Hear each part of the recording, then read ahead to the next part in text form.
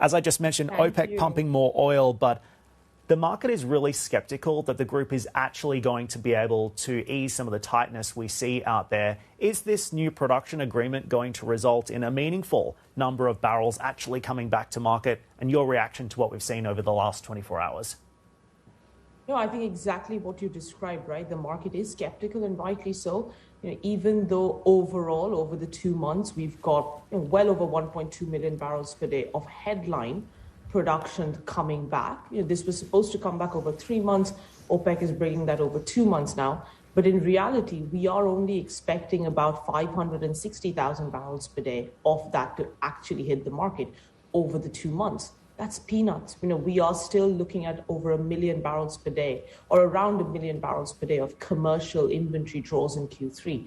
We've moved the needle by about 100,000 barrels per day on average in terms of actual production, because we just don't have enough spare capacity. Russian production continues to fall. So it's just simply not going to change the picture very much.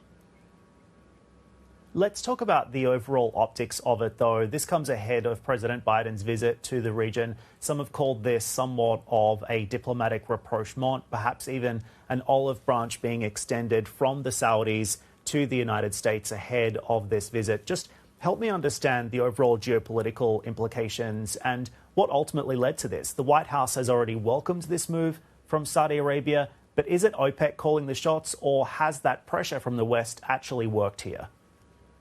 I mean, of course, the White House coming out and saying they welcome the decision is them almost saying, we did, they want to take the credit for the fact that, we convinced OPEC Plus to do this. But the reality is that OPEC Plus has been fantastic at managing the market, right, over the last couple of years.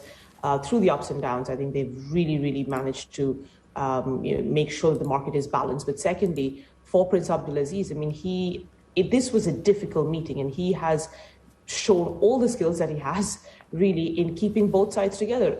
It had to appease the US to an extent, but this is really at best a gesture.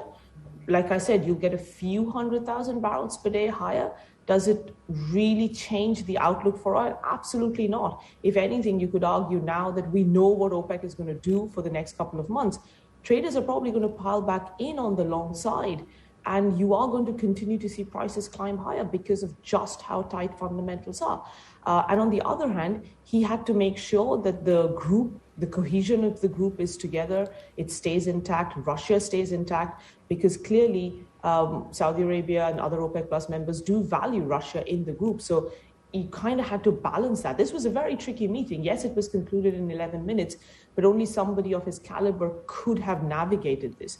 But in terms of the US side, I will say it's at best a very small gesture. But yeah, it helps that the Saudis have moved somewhat, and that helps to potentially actually have the Biden MBS meeting if it were to occur at the end of the month.